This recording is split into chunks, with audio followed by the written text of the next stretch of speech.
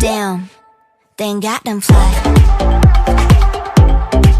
Thank God I'm fly. Thank God I'm fly. You call it cocky, I call it true. Hello, welcome back to my channel. In this video I'm talking about the most disappointing K-pop releases of 2024 according to me. 2024 delivered us some amazing bops, but unfortunately not all of them were like that. The songs in this video aren't horrible, and it's actually rare for me to full-on hate a song, but they just weren't what I was expecting. But, without further ado, let's get into the video.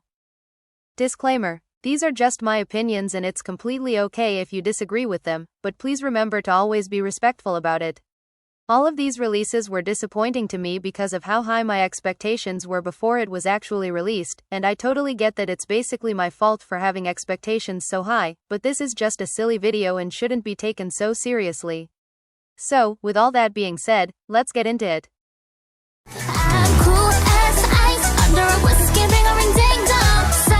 I'm always ready for a Stacy comeback because the girls rarely disappoint, but cheeky Icy Thang isn't what I was expecting.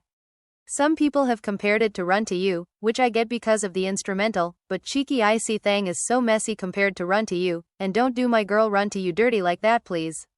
Each section of the song is fine, and quite catchy honestly, but when you put them all together you get this roller coaster of a song that doesn't make sense at all. Cheeky Icy Thang is literally under 3 minutes, but it feels so fucking long because of how many things are going on at the same time, and it feels like it might never end.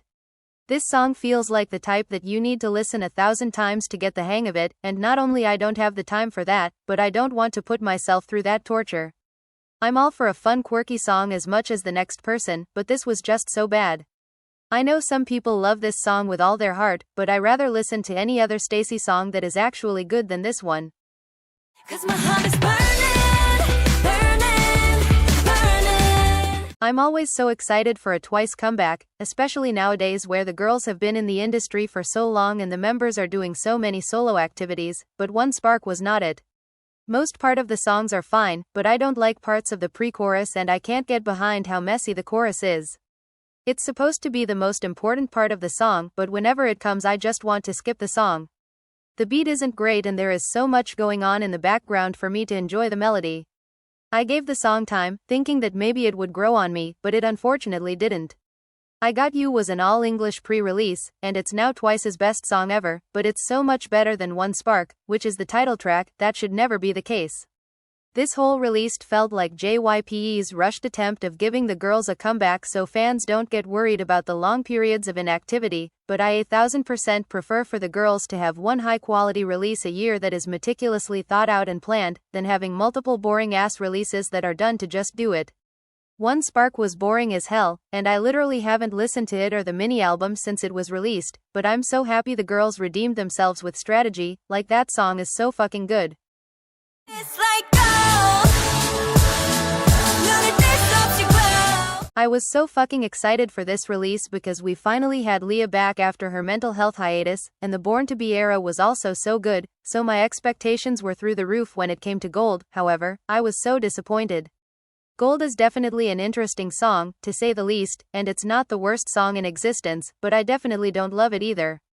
The song was so messy at first listen, and sadly it hasn't gotten any less messy in the 3 months it's been since its release.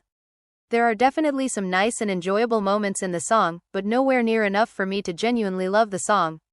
I've grown to not hate the song, and at times I find the chorus quite catchy. However, I would never in a million years go out of my way to play it, and if it even came on shuffle, I would probably skip it. Gold feels like it could have been one quirky and slightly weird B-side on the album and no one would have batted an eye, but how the fuck are they going to release the fucking bop that was untouchable and follow it with Gold? Make it make sense.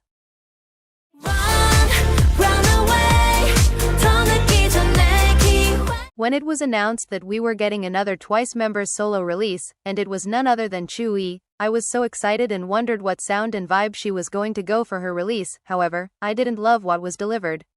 The song itself is actually pretty good. I love the melancholic second generation's vibes Runaway delivers, but it feels like there's no soul behind the song. It also feels like a very safe sound for her solo debut, and kind of like the song was randomly given to Chui with no thought at all if it would match her personality or what she wants to deliver as a solo artist. It was also unfortunately how bad her lack of stage presence was on the music show performance, and all the hate she got because of that. I know it might sound mean, but not every member of a group has to be a solo artist, like she has a huge fan base but the release still went under the radar for so many people, and I truly think that JYPE did her a disservice by not planning and preparing the song and her more for the solo debut.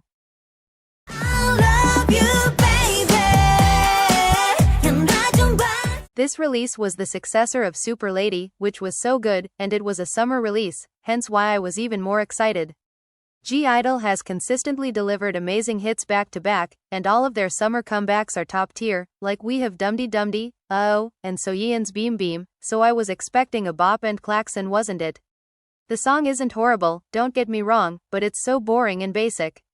I totally get that they were going for a soft and chill summer song, but you can do it without being boring. The melodies and lyrics of the song are catchy, but I feel like the song builds and builds up to a climax that never comes. At first I also didn't love how similar the melody of the chorus is to Frank Sinatra's Can't Take My Eyes Off You. I love you, baby.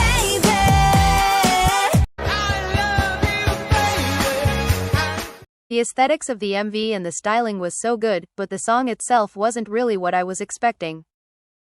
That was everything for the video, and please let me know in the comments if you agree or disagree with my opinions, and which were your most disappointing releases of 2024, but like always, remember to be respectful. I know this is a shorter video than usual, but this was the final video of my 2024 Wrapped miniseries, and I'm excited to get into more fashion videos, which is the usual content I post, so stay tuned for that. If you want to keep up with when I post, don't forget to subscribe, and if you want to see more of me you can follow me in my Instagram account. Thank you so much for watching, and I hope to see you in my next video. Bye.